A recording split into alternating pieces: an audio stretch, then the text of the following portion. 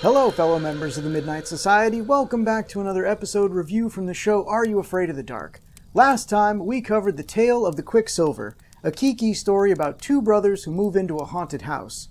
Tonight's narrative, from Gary, is also about two brothers, but these two are working out issues that Gary is having with his brother Tucker in real life. I mean, real life in the show.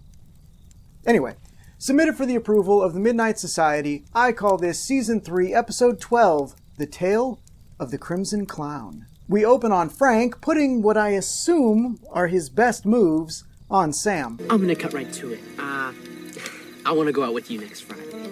Look, Frank, dating is a numbers game. Sooner or later, that might work. Anyway, the awkwardness is interrupted by some more awkwardness. Whoa, big fella, whoa! What are you doing? Gary's my servant for a week. Apparently Tucker, is blackmailing Gary into being his servant by threatening to expose a poem that Gary wrote to the person that he wrote the poem about. It's pretty ingenious, really. A point to you, Tucker. So what sort of tasks are you having Gary do aside from piggyback rides? I've got some dirty socks that you've got to wash. What? You're like 10 years old and your parents have serious money. You guys are not washing your own laundry. You probably don't even know how to fold your own laundry. I don't think Tucker realizes the power he has over his bashful, pining brother right now. And with great power comes great responsibility to exploit that power to its fullest. Dirty socks. Pfft. I'm taking my point back. Gary starts the preamble to his story, and it's pretty obvious where the inspiration for it came from. There's an old saying, what goes around comes around. Why am I so excited to see what a douche Tucker's story stand-in is going to be? Right now, the record for biggest asshole in his story is held by Beth from The Tale of the Lonely Ghost, so let's see what happens. Wrong. The tale begins on our two main characters, brothers Mike and Sam. It's the day before their mother's birthday. It's the day before their single mother's birthday, and Mike wants to go buy her a present, but Sam feels differently.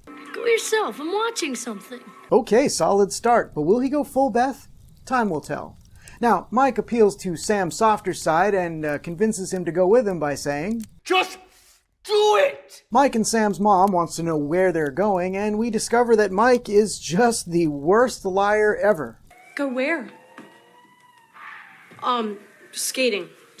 Just for a little while. The mom doesn't seem to fully believe him, but she also doesn't really seem all that concerned, though she does tell him to keep an eye on his brother and to make sure that they're back by 6 p.m. We cut to the boys arriving at a gift shop after passing by a toy store, and Sam really starts to earn his ranks in the Canadian Royal Douchery.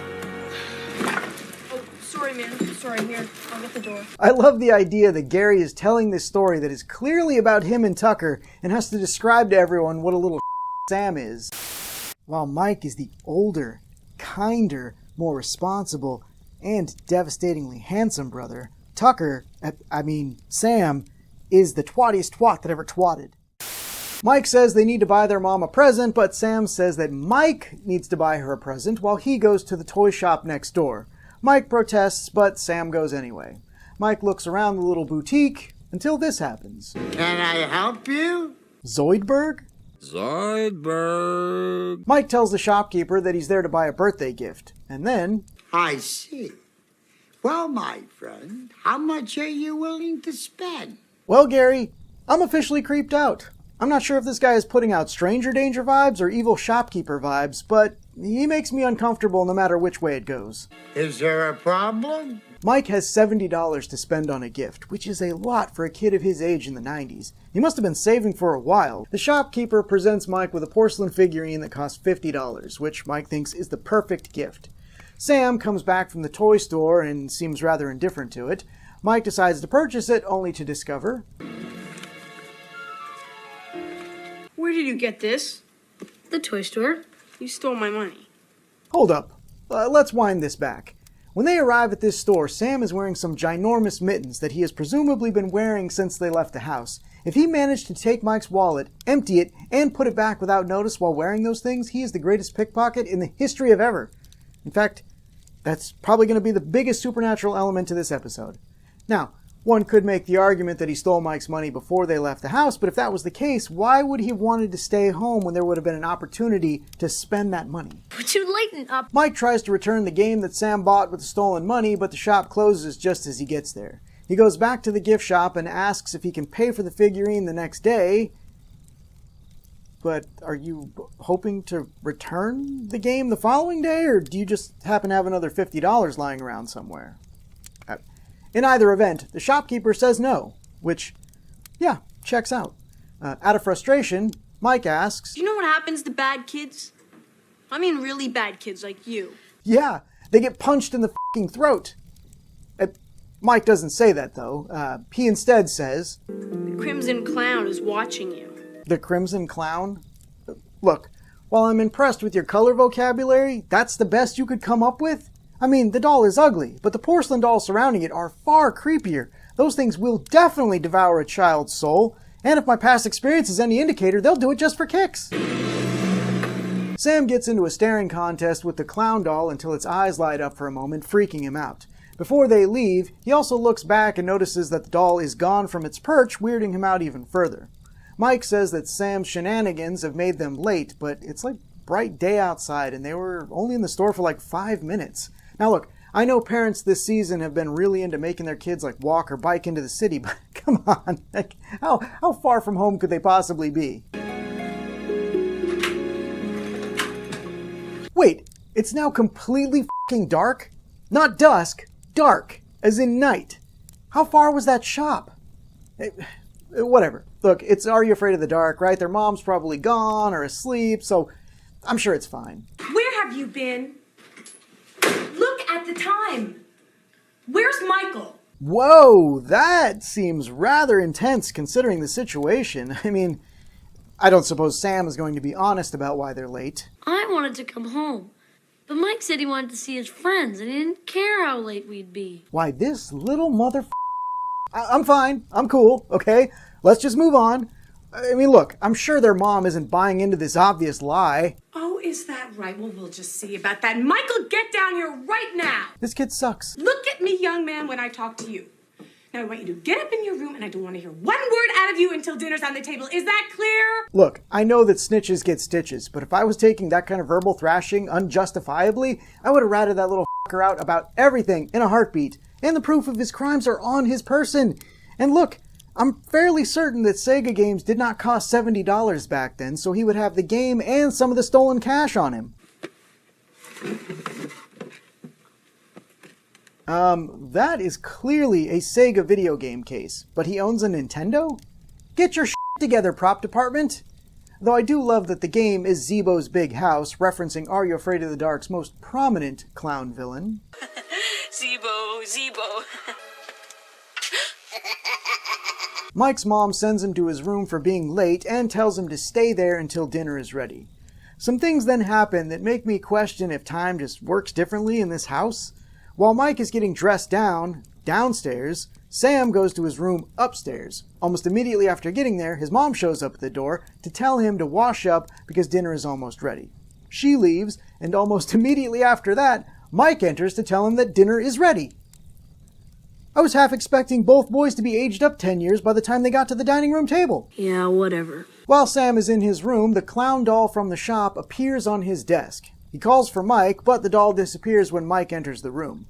When Sam leaves the room, we see the doll lurking under his bed. At dinner, Mike's mom tells him to help her clean up, even though he's not done eating. Sam uses the opportunity to ask if he can go watch TV, resulting in...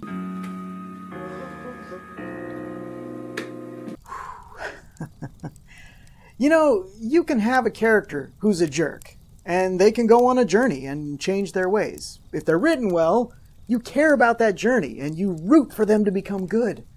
I just want to see this kid get Joffrey'd, I really do. You geek. While Sam is watching TV, this happens. You're next. Okay, digging the Stephen King's It vibes, and while the arm doesn't look great, the creepy voice and laugh are putting in some work.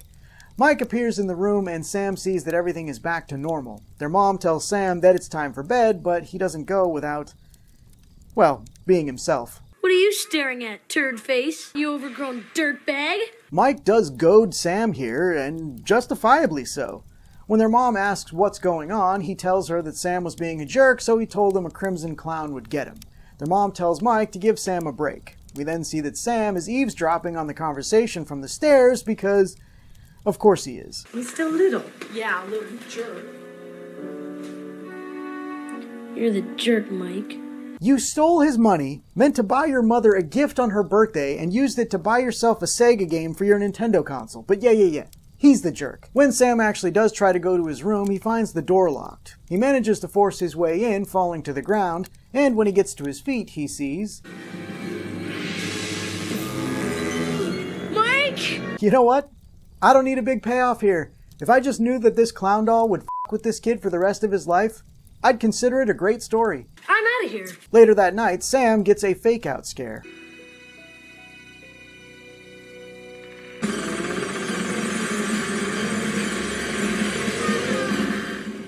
Wait, Mike's bedtime is after 10 p.m.? He's like, what, 13, 14? I would have killed for a 10 p.m. bedtime at that age. Hell, Sam didn't even lay down till after 9. These kids are spoiled. Watch out.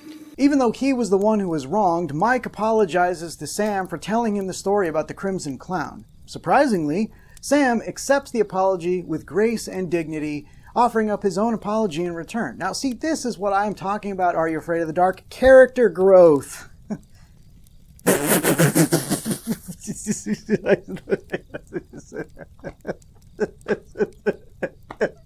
No! He brushes it off and remains a little D-bag. Oh well, too late now. After falling asleep, Sam wakes up in the gift shop via one of the coolest transitions I've seen on the show. The Crimson Clown appears in his life-size form, and I can't be the only one who feels underwhelmed here. Do you know what we do to kids like you? I don't know. Get him a Jumbo Jack, force him to eat a couple of greasy tacos for $1? I stand corrected. That was intense. Sam wakes up from his nightmare only to discover that he's still asleep or was never dreaming to begin with. While Sam struggles to get free, the Crimson Clown appears once more. Mike! Help! I don't know what's happening under that blanket, but it looks fairly inappropriate. Sam gets free, but when he tries to wake up Mike, he finds the Crimson Clown in his place. Sam then tries to escape the room, but finds the door locked. He goes for a window, but... Okay, I'll admit, when the clown first showed up, I wasn't impressed, but I love that the face keeps getting more evil and menacing each time Sam sees him. Sam continues to be tormented by the clown, and yet none of it really seems enough for his sins. As the clown closes in for the kill, Sam apologizes and frantically begs for another chance, but the clown keeps coming. Yeah. Fade to black, end of story, eh, Gare Bear? Everything's okay. I'm okay. I got another chance. Really? You gave him the Christmas Carol ending? If Mike says God bless us everyone, I'm punching someone right in the dickens. The Dickens. Nobody gets it. The boys rush downstairs where their mother is waiting to open her present. I wonder what piece of junk from their room Mike put in that box. Oh, it's beautiful. Wait, what? How the hell did he get that? It's early enough in the morning that Sam and the mom are in their PJs. You're telling me that Mike got up, snuck out, found both shops open this early, returned the game, bought the figurine, and then returned without anyone knowing? We saw how long it took them to get home the day before. Did he leave in the middle of the night? And if he didn't return the game, where did he get the extra $50? Is he selling smack on the sides for cash? I mean, I guess he could be a drug mule. He does have drug mule energy, but, I mean, we've seen the way he lies. He'd be busted the first time someone stopped to ask him anything. Skates. I guess we'll need these, won't we? Skates. Gary ends the story by saying that every kid deserves a second chance and that the Crimson Clown gave Sam his. Everyone then stares at Tucker expectantly. He gives in to peer pressure and returns Gary's poem, saying, I'll do my own socks. No, you will not! Your mother will do them, or your maid, or someone else in your upper middle class home, but definitely not you, okay? I don't know why this detail irritates me so much, but I'm in the hot sauce right now, okay? I need someone to enhance my calm and bring me back down into the mustard. So, we going out or what?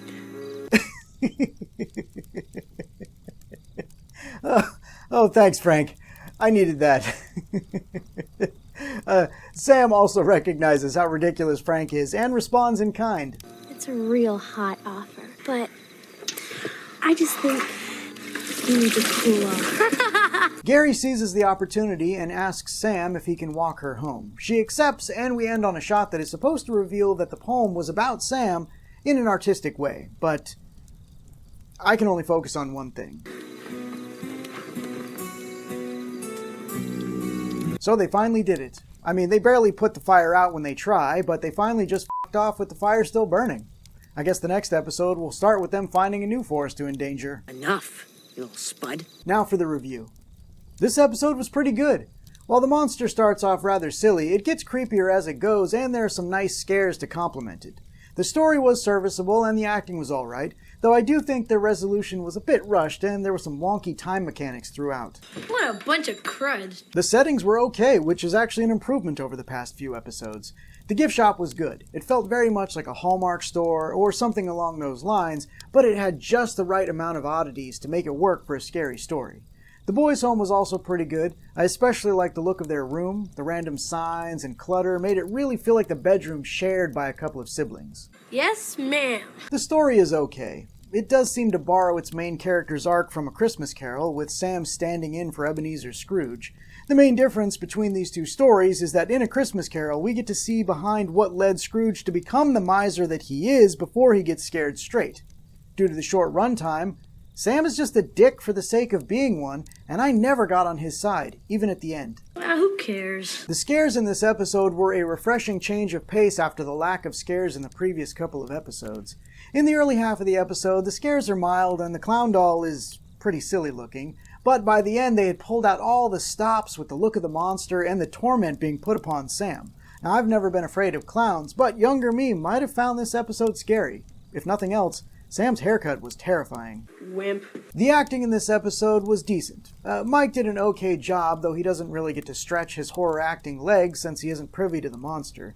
You do buy his frustration with his brother, but even that could have been a bit bigger. Sam is great at playing a punchable little jerk and does okay at reacting to the horror stuff. It felt forced in a couple of places, but I mean, overall it was way better than some of the other kids we've seen reacting to scary things on the show. I know what you're doing, and I'm not scared. The adult acting was also good. The shopkeeper was barely in the episode, but he was odd enough that he left an impact. In fact, I was a little disappointed when he didn't have anything to do with the Crimson Clown later in the story. The mom had more screen time than a lot of parents get on the show, and she was good, though I do think her performance was just a little over the top in a couple of places. Even though the Crimson Clown is hidden behind a mask and doesn't really have any facial movement, I did want to mention the actor who voiced the character. I'm sure there was some voice enhancement added in post, but that performance really gave the clown some menace. No one will help you, Sam. The only question left to ask is, does Sam take the crown for worst human being in an Are You Afraid of the Dark episode? Alas, for me, he does not. Don't worry, Beth. You're the only asshole for me.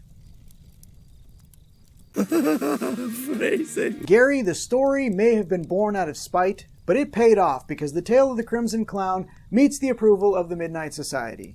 I believe we've also reached a first on the Midnight Society members poll for this episode. As of the time of recording this video, the vote was 100% in favor of, so I'm glad I wasn't on the wrong side of that. I'm not getting in the middle of this. I want to thank the following Midnight Society members for participating in this video's poll. Wait, how the hell did I get in this shop?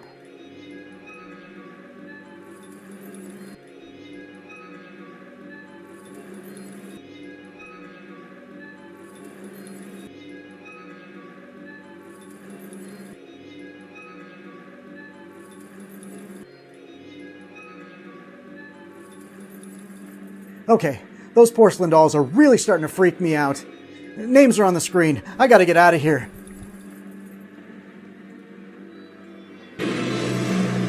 What did you all think of Gary's story? Did you see it as a kid? Have you ever wanted a sibling murdered by the Crimson Clown? Let me know in the comments below. Be sure to check out the next episode about the tale of the dangerous soup. Until then, are you afraid of the dark?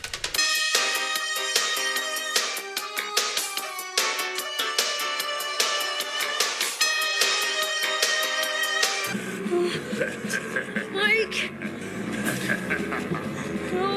Thanks for watching, everyone. If you enjoyed this video, please consider giving it a like and a share. It really goes a long way to helping out the channel. Be sure to subscribe and click that bell icon to be notified when more Midnight Society episodes go up. Thanks, everyone.